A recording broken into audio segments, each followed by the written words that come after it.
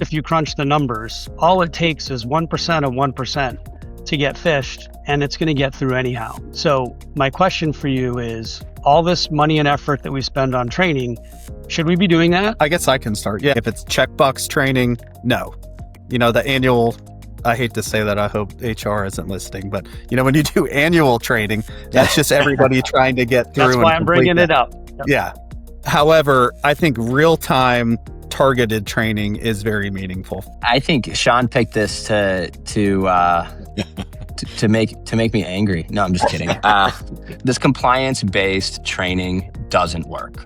I don't think there's anyone really defending that anymore. It's for compliance, it's for legal, it's for HR. That's sad, because what we really want is a training that is effective. We studied this. I have to put my own data up or shut up. We did a prospective 8-month randomized controlled trial on 20,000 employees in UC San Diego Health. We did phishing just-in-time training, one of the most commonly used phishing training platforms, and it didn't work. At most, we got 2% reduction in our phishing training.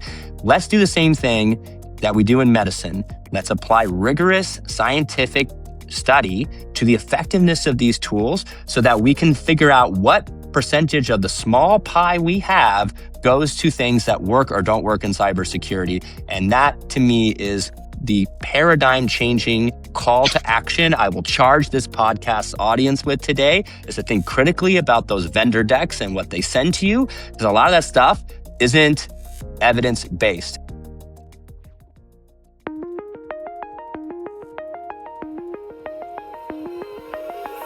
Welcome to Beyond the Blueprint, a podcast designed to empower healthcare professionals, enabling them to improve care delivery through integrated design and technology innovation.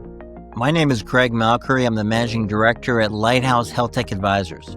Whether you're redesigning a hospital, launching a new digital initiative, or just curious about the future of healthcare, then you're in the right place. Let's explore together what's possible when we go beyond the blueprint. Today, we're talking about cybersecurity in healthcare. Cybersecurity once felt like a tech concern, but today it's a patient safety crisis we can no longer ignore. According to a recent Verizon report, healthcare is now a top target for ransomware. In fact, more than 1,700 breaches were reported last year alone, resulting in ambulances being diverted, surgeries canceled, and clinicians locked down to patient records. These are not isolated tech issues.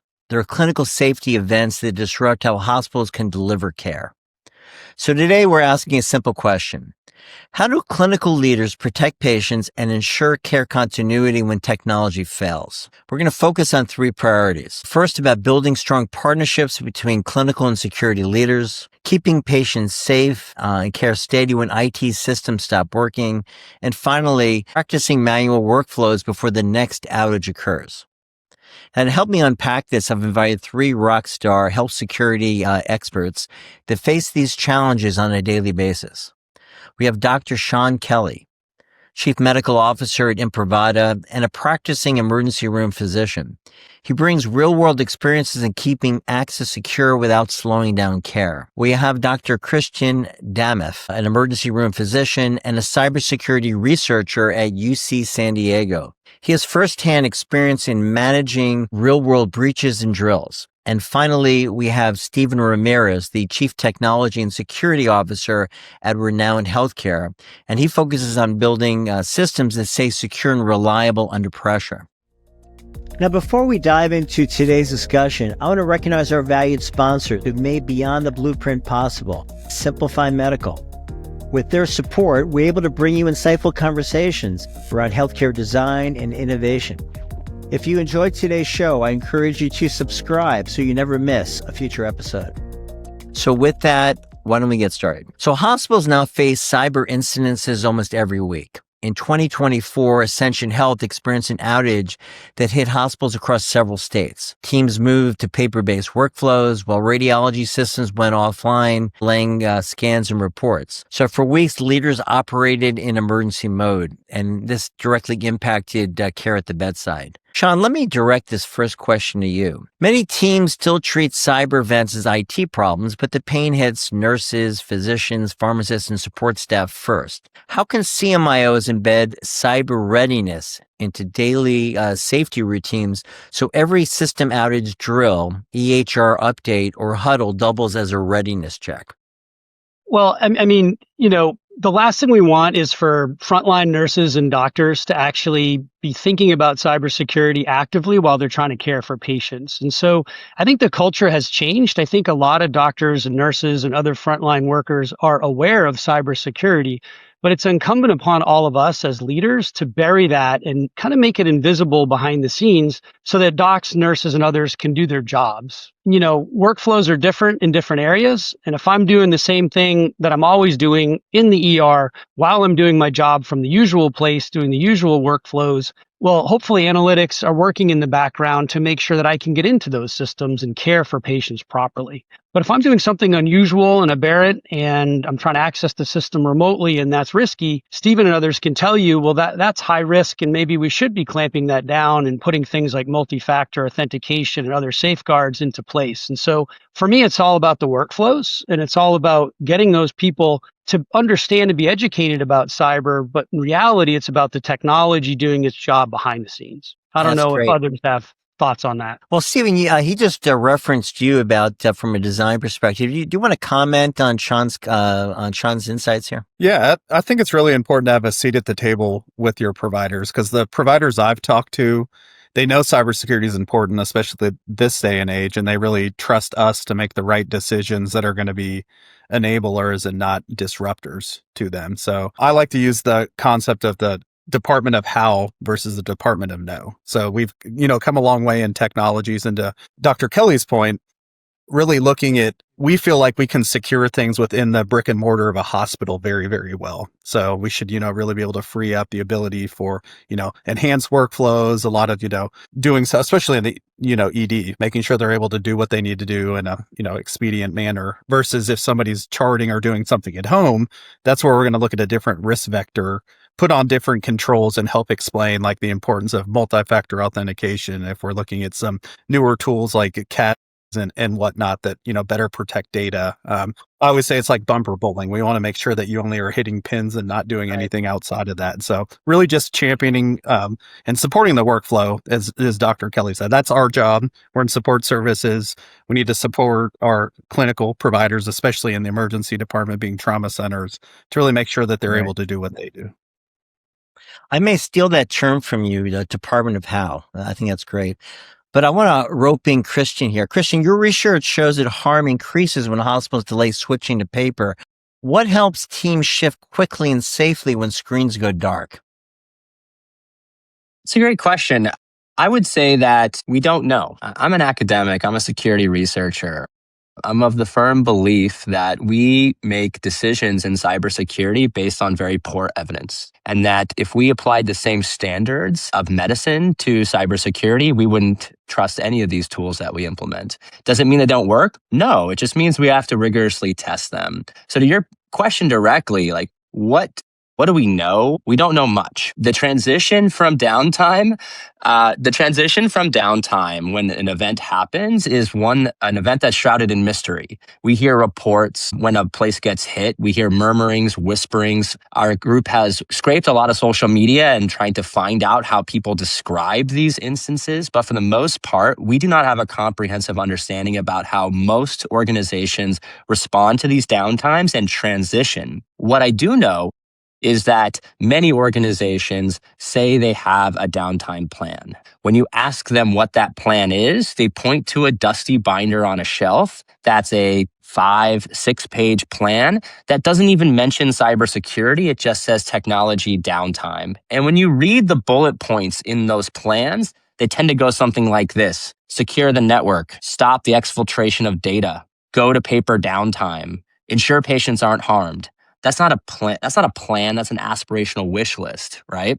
So at the end of the day, what we are really wanting to do at our center is understand this downtime transition and prepare ahead of time to have much more clinical ransomware playbooks. If you go to a well-resourced hospital and you go to their IT teams, they're going to have a decent plan for ransomware, right? It's going to be 20, 30 pages. They're going to have hopefully practiced it. You go ask them, do the nurses on the telemetry floor or do the surgeons in the surgical ICU have a plan for ransomware? No, they don't. And that's the most concerning thing, because at the end of the day, if you don't know how to take care of a specific patient population and how their technology failures impact them, that's when people get hurt. I'll give you an example. We've learned more over the last 2 years about how cancer patients are impacted by ransomware attacks. Their biopsy results are delayed. Their chemotherapy infusions are delayed. Their communications with their oncologists, those all go out the window. And we never thought about a specific patient population like cancer patients suffering more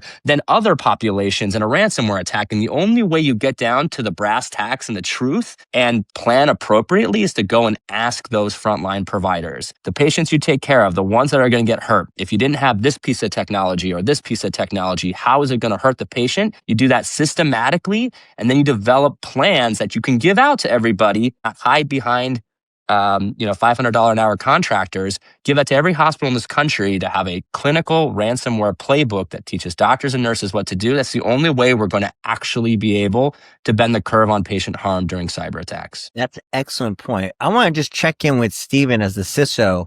Obviously, Renown has a very robust 100-page plan. What's the reality? What do you guys have? And what looks strong in the boardroom, but it doesn't actually apply when you apply it to real-life scenarios in the ICU or the emergency department? What are you facing at Renown? Well, I think Christian hit on something very important, and I think that a lot of CISOs lose focus on understanding the anatomy of these attacks. Like if we can decouple that, so, to his point, we need to look at these under medical terminology. If you can go through and look at somebody's coming into the emergency department in preventative medicine, keeping the patient out of actually coming there, that's a lot of what we're trying to do from a cyber hygiene perspective. So that's really how we layer on a lot of our different components. But to your piece, cyber resilience is huge. The term resilience has been around forever. And to Christian's point, everybody has a plan. It's a joint commission requirement. It's, requirement under NIST. And nobody's going to read those, reality when that comes down. So it's really about having like an adaptive plan in place of just higher level concepts on what we're going to do as part of this, because no one disaster will be the same. It could be the network down. It can be an isolated event. It could be epics up. It could be a PAC system, because again, we have hosted PACs. That could be, an instance to that. So it's really varying on having really understanding the fundamentals that we've really seen in doing some tabletops, which is quintessential to doing that, is that a lot of new nurses don't know how to document on paper. So it's really important of having designees in your various units, that some of those older nurses that have actually practiced doing paper as part of that transition that we did, several years ago, to making sure that we have some of them as champions to help really coach people in those downtimes into some of those more critical workflow systems like cancer care, dialysis, and other places. That's really important of people like myself working with operations and doing that business impact assessment to really utilize and identify those single points of failure. So there's a lot of terms, a lot of concepts that don't need to be check the box, but need to be more operational. And that's really where you need to work with your clinical stakeholders and come up more of a conceptual plan. Because again, just because something happened at hospital XYZ in this state, it's not going to all be the exact same, but you need to at least have conceptual plans on how you're going to respond. We know downtime and transitional care, not everyone can be the most important as we're doing that, but they're all just supplemental workflows, like pharmacy, radiology, surgery, that need to be there to support the emergency department, especially in, funneling trauma. Like we just had a plane crash here in Louisville, Kentucky. So as you think about like mass casualty and other areas like that, and having like the local hospitals here, that we need to be able to support our emergency care providers with those ancillary supports. Everything else can be put on hold outside of those more specialized dialysis and other pieces we spoke to. Excellent. Well, it kind of leads us into our next topic. Let's look at what happens during the first critical minutes on who leads, who follows. and how hospital can build that chain of command before the next breach. From what I understand, HHS and CMS now see cyber readiness as a core to patient safety and continuous operations. And hospital boards now are asking CMIOs for proof of resilience and evidence of care continuity, especially during an outage. Christian, in a busy ED when screens go dark and the room goes silent, what does leadership look like in that first minute? So pretty quickly into your emergency medicine training as a doc in residency, they'll talk about how, you are in charge of the department in a lot of ways, at least in the immediate few seconds. So when systems are going down and we're trying to log in, it's the attending physician going and talking with the charge nurse and trying to figure out what's going on and how are we going to plan. It's decisions like that are made at the departmental level. It quickly transition to downtime to report these things. So in some ways, we do have, if you will, silos, not necessarily a negative connotation, but each department kind of working in their immediate response to the problem. That often falls on the shoulders of clinicians to help make some of these decisions. And if they don't understand how a ransomware attack might unfold, they might make bad decisions. Eventually, there will be the incident command center. There will be an announcement of a disaster. There will be folks that can come in and give them better guidance. But if this happens at 1:00 in the morning on a Sunday, that's really going to fall on a lot of the in-house staff that aren't cybersecurity professionals. And then it ends up being very quickly, you fall back to your training, like I mentioned. It's going to be, who do we need to focus on so that they don't die? Emergency medicine, in a lot of ways, is about determining who's sick and who isn't sick. It's the people in the middle that are the hard patients to treat because you don't know if they're sick or not. And that's the problem in ransomware attacks. It's because those middle, maybe they're sick, maybe they aren't. The way we determine that is we leverage technology to help us investigate that. Right. We order labs. We order CT scans, we examine them, we put telemetry monitors on them and then centrally send their information to somebody so they can be monitored. All that stuff goes out the window in a ransomware attack. So in the ED, right when a ransomware attack is hit, there are going to be some patients we can focus on and take care of them without any technology. That's going to be okay. So we have a bunch of patients that we can get rid of immediately. Hey, you're here for toe pain. There's a ransomware attack. I'm sorry, you're going to have to come back later. The patients in the middle, the patients who can't communicate, where the real danger lies, and we don't have a good solution for that. Because, as Steven mentioned, there isn't a new generation of nurse or doctor out there that knows what it's like to chart on paper. I'm one of those. I'm sorry. I think I've handwritten a prescription 6 or 7 times in my entire career. Everything else has been in the electronic health record. So we have a lot of serious problems and of preparedness with this that transcend the technology. It's really culture, training, and general downtime preparedness, familiarity, and an investment by the organization to prepare for those things. Those are all things coming against us when it comes to really preparing for significant downtimes like ransomware. Awesome. Well, let me check in with Sean here. Sean, some leaders fear security steps can slow down care. How do we protect patients, keep workflows safe, and build readiness without adding friction? Great question. I think there's this common kind of conception that you have to choose the one or the other, right? You either lock things down and make them really hard to get to, or you have to open them up and make them really easy to get to, but there are security vulnerabilities there. I think every place should demand more of both and should use modern technology that actually allows for faster access, but you make the easy thing to do actually the right thing to do. Because human factors are human factors. Like, we're all fundamentally lazy and we'll take the shortest path to what we can do. And so that's true for order sets, it's true for security measures. And, Steven and others, when they set these things up in conjunction with their clinical leadership, good leadership will find and say, hey, this technology is actually easy to use. It's buried in the background. There might be trusted passkeys on devices. There could even be facial biometrics, a combination of those things. There can be analytics in the background, checking on what's going on in these digital events, and then dialing up or down the level of security depending on what that interaction is.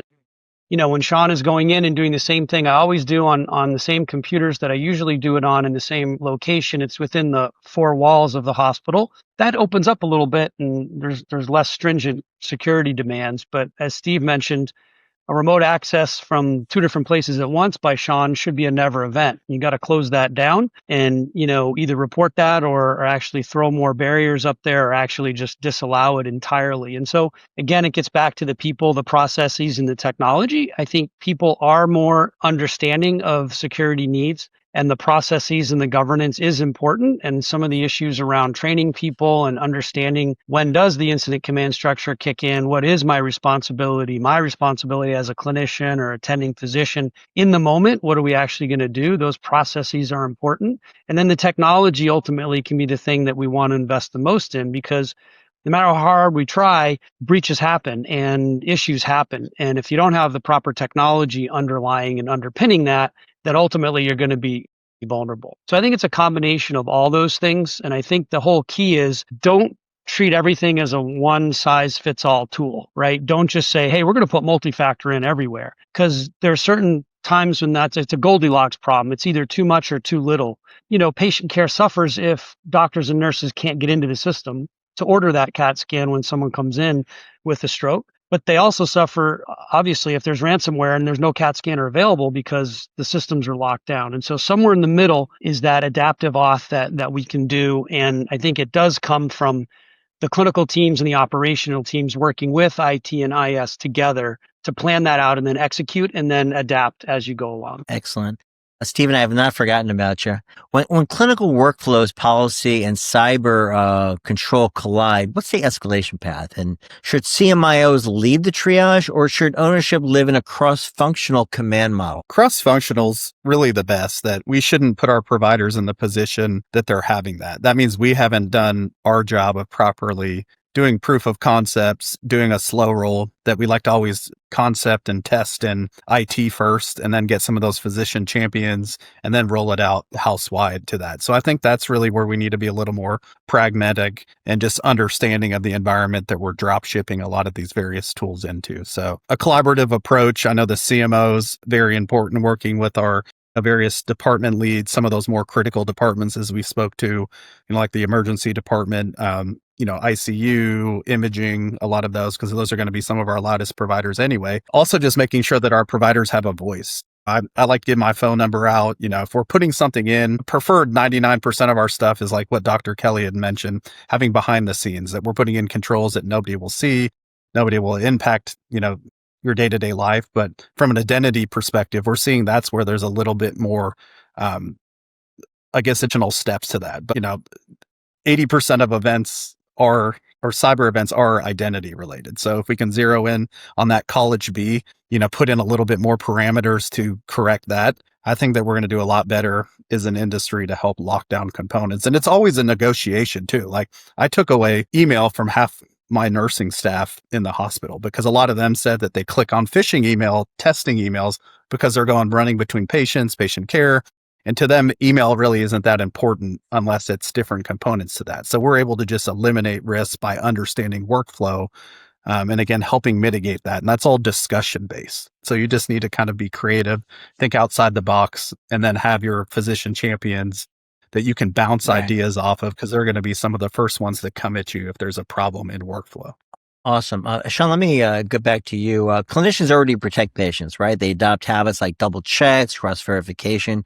What's one small user interface or workflow change that can make clinicians more compliant without them even realizing it? I think along the lines of what Steven said, at the leadership level, we work to bury a lot of these things behind the scenes. And so I'll get back to that technology. We will use what's easy to use. And if the easy to use is also safe, you've got the passkeys. I think biometrics is something that we're really interested these days, because it's actually faster and easier, but it can be better when it's done right and it has liveness detection and it's secure and encrypted. And so that's just like, one thing that we think of. And I think it does get back to another thing that Steven said. It's all about the workflows. And if we understand the workflow, what we're trying to access, then we can make it easier, but also safer at the same time. And I know I'm hammering that point, but it always does come down, the devil's in the details there. I guess the other thing to talk through is something Christian mentioned, is just you got to practice it. You actually have to do a drill. You have to actually experience what it's like to go to downtime, or when you go to downtime, you're not going to know what to do. You're not going to recognize it. You're not going to actually be able to function. And old guys like me, we know how to write on paper, like Christian said, and we know how to order things. And we remember when we just had paper charts, but you have to break it down into the actual processes that are happening and that are anticipated to happen when a system goes down. And if you have no records at all to look at, then you have to understand how you're going to get that information. Are you just going to go and talk to the patient? Or are you going to try to get some paper copies that live somewhere, which probably don't? Or if Steven's smart enough to have created a cache where you have at least a med list and, a problem list, maybe not the whole chart, but you've got some skeletal ability to look at that, then that's what you go to, and that's your first move. But you don't know that until you actually experiment with that and actually have some downtime. So I guess bottom line, there's still technology that can be key here that's buried behind the scenes that we can all use. It's simple and easy. And then from a process standpoint, I think you got to drill. You got to actually practice this. You can't have it be the first time you've ever done it when it happens. Hey, let me pivot back to Christian. Your research shows many hospitals delay switching to paper even when digital systems are failing. What should the trigger point be where you actually make the determination to actually go to paper? Is there a definitive best practice here? Yeah, so the answer is no. I don't think anyone has a hard and fast rule that says that makes sense and can be defensible, because there's so many different scenarios. Yeah. We're cyber folks.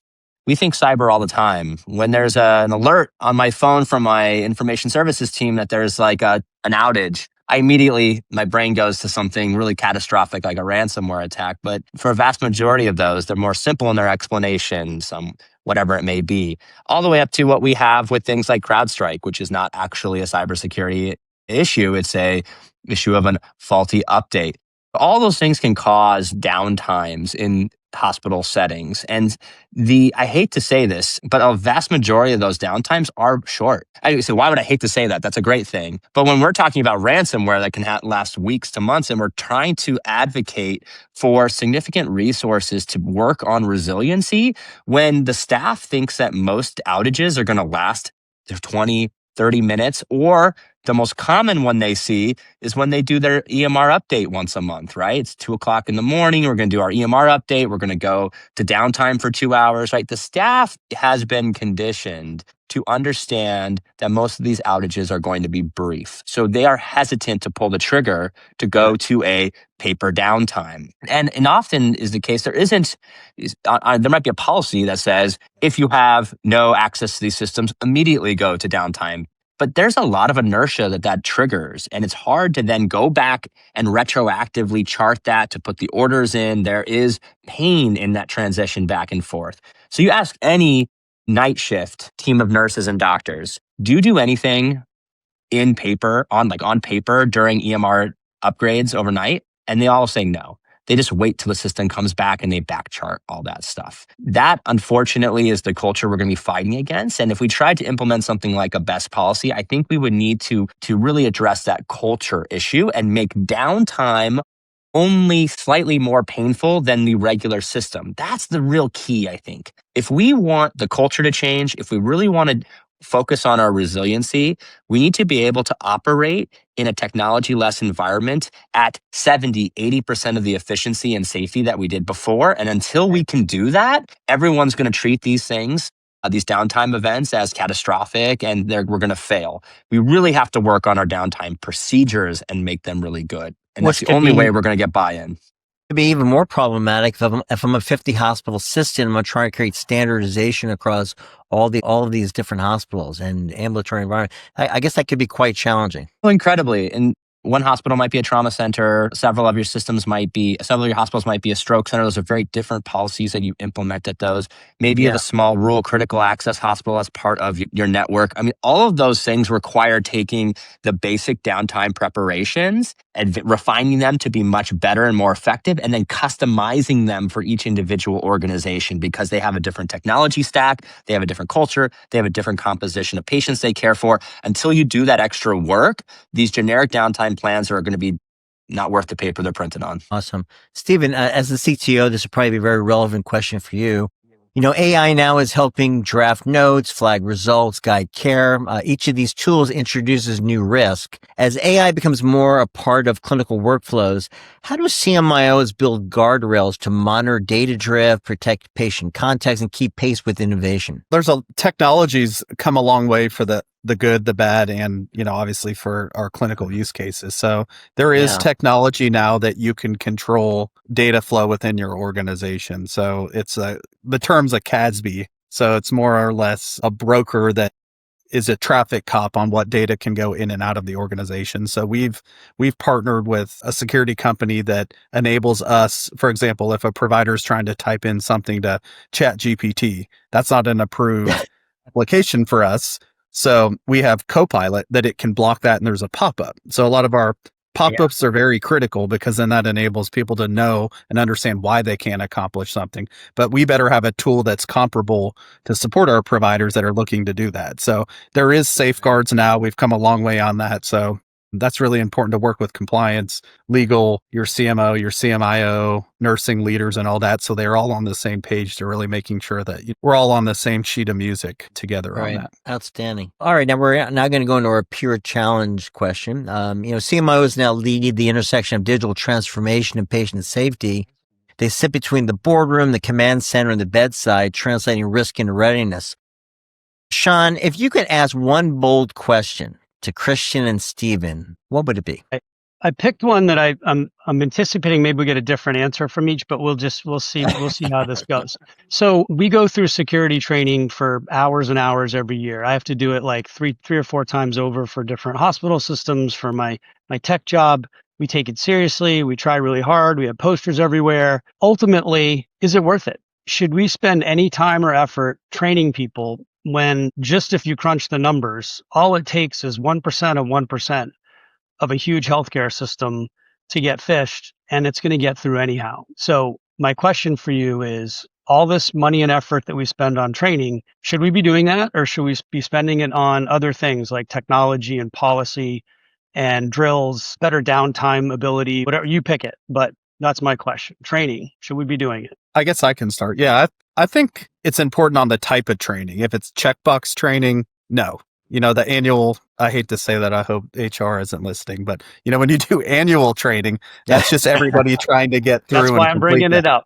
Yeah. However, I think real-time targeted training is very meaningful. For example, phishing training that we have, to Greg's point earlier, we have AI-based tooling that if somebody clicks on a fish that's specifically tailored for them to do, they get a real-time training that they do immediately versus, oh, you're on a list, you got to go take training in 30 days. So I think that those are great in using real examples. If we know that there was a ransomware event next door, in a state across from us at another health system, I think storytelling is as impactful as training to let people understand what happened at an organization, what we're doing to combat that, and then some lessons learned to that.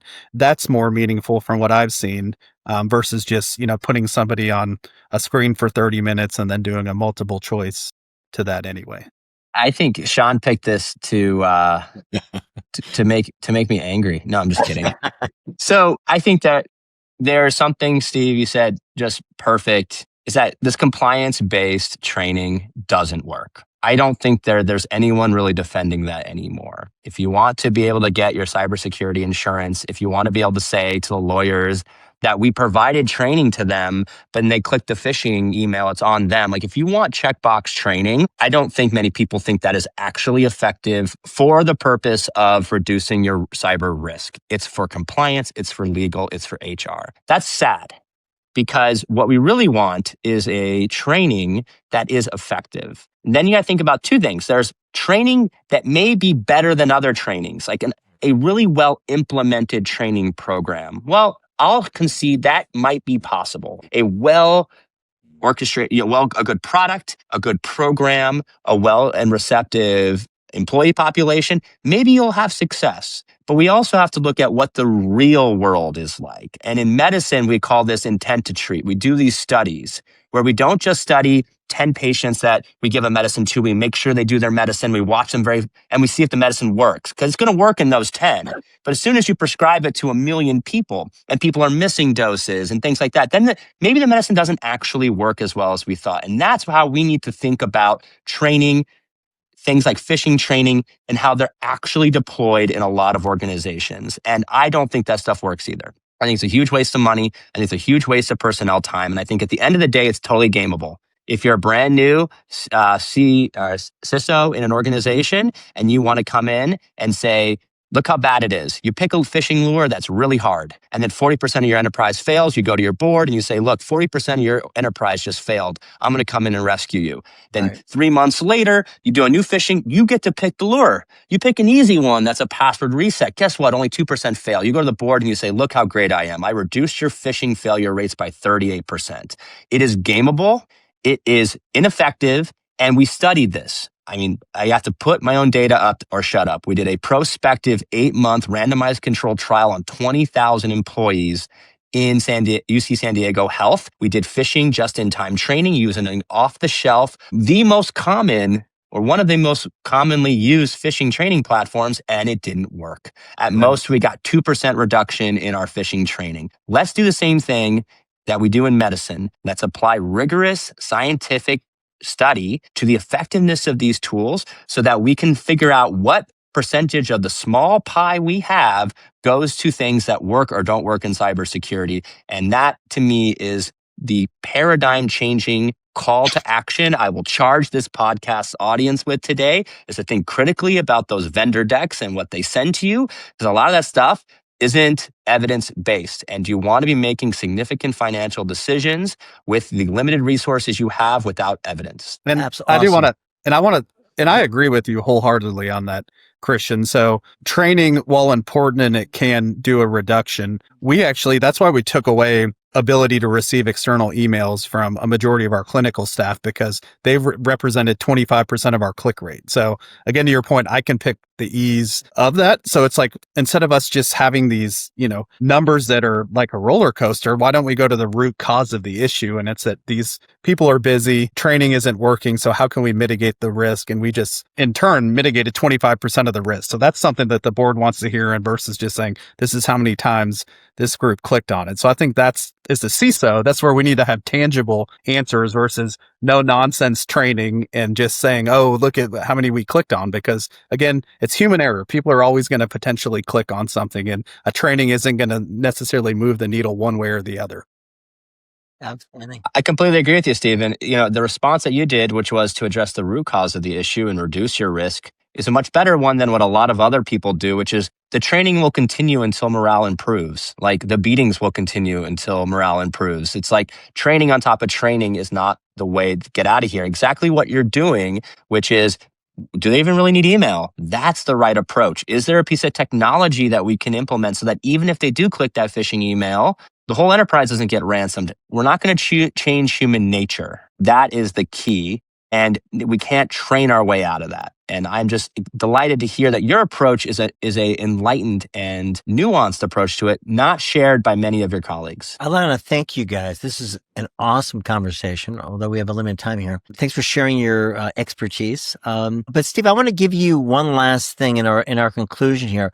What's 4 steps every hospital should take in the next 30 days? I'm going to give you a minute of what should they focus on? And what would you like them to be thinking about? Identity is key. 80% of attacks stem from identity. So protecting that, looking at the root cause of attacks to that, having meaningful cyber hygiene and applications of what we said, just reporting numbers to report numbers. There's actual ways you can mitigate risks, like we spoke to with, removing external email, and then having your organization prepared. We saw what Change Healthcare did, that inevitably we can be doing everything perfect, and then it's a critical third party to that. So it's very important to also look at that. And then also, I said it earlier, don't be the department of no, but the department of how. Technology is such a long way that we can enable and kind of loosen the leash on a lot of our providers to, instead of saying, oh, we have to do a risk exception, XYZ. No, we have stuff that we can block DLP. We have different controls. There's some things that are going to just be flagrantly no, but there's a lot of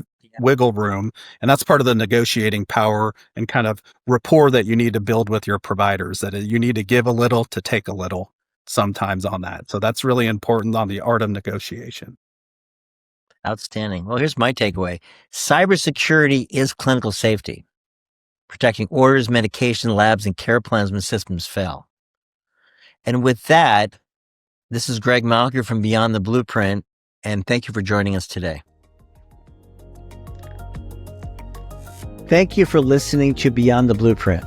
Together, we're exploring how thoughtful design can simplify complexity, enhance patient care, and create meaningful change. If you found value in today's episode, make sure to subscribe and leave a review in order to help us continue the conversation. Let's reimagine healthcare together on Beyond the Blueprint.